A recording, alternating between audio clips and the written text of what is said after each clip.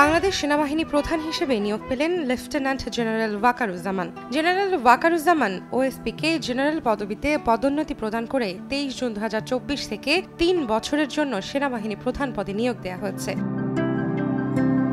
তিনি বর্তমানে সেনাবাহিনী প্রধান জেনারেল এস.এম. শফিউদ্দিন আহমেদের স্থলাভিষিক্ত হবেন।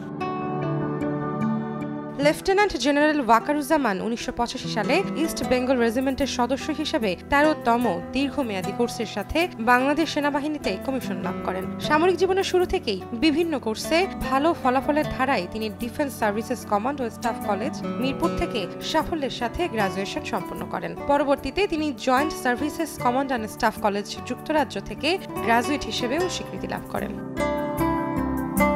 তার সুদীর্ঘ 39 বছরের বর্ণাঢ্য সামরিক জীবন কমান্ড, স্টাফ ও প্রশিক্ষকের অভিজ্ঞতায় পরিপূর্ণ। তিনি 12 ফেব্রুয়ারি 2009 থেকে 8 জুন 2010 পর্যন্ত 17 ইস্ট বেঙ্গল রেজিমেন্টের উপ অধিনায়ক ও অধিনায়কের দায়িত্ব পালন করেন। এ সময় তিনি তৎকালীন বিডিআর বিদ্রোহ দমনে নিষ্ঠা ও বিচক্ষণতার সাথে দায়িত্ব পালন করে ভূয়সী প্রশংসা অর্জন করেন।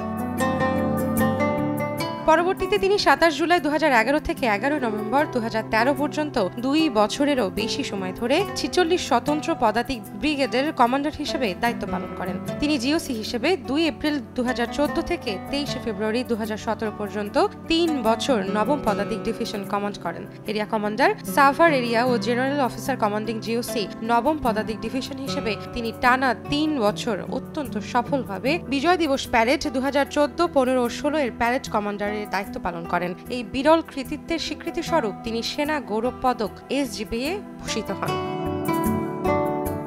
Lieutenant general Wakeruzzaman OSP, SGP, PSC জাতিসংঘের ব্যানারে মিলিটারি অবজারভার হিসেবে অ্যাঙ্গোলাতে এবং সিনিয়র অপারেশন অফিসার হিসেবে লাইবেরিয়াতে দায়িত্ব পালন করেন। সেনাবাহিনীতে তার কৃতিত্বপূর্ণ অবদানের জন্য তিনি অসামান্য সেবা পদক ওএসপিতে ভূষিত হন। এছাড়া তিনি বাংলাদেশ সেনাবাহিনীর প্রতিনিধি হিসেবে দেশে ও বিদেশে উল্লেখযোগ্য সংখ্যক সেমিনার, সিম্পোজিয়াম ও কনফারেন্সে অংশগ্রহণ করেছেন এবং বাংলাদেশ সেনাবাহিনীর ভাবমূর্তিও উজ্জ্বল করেছেন।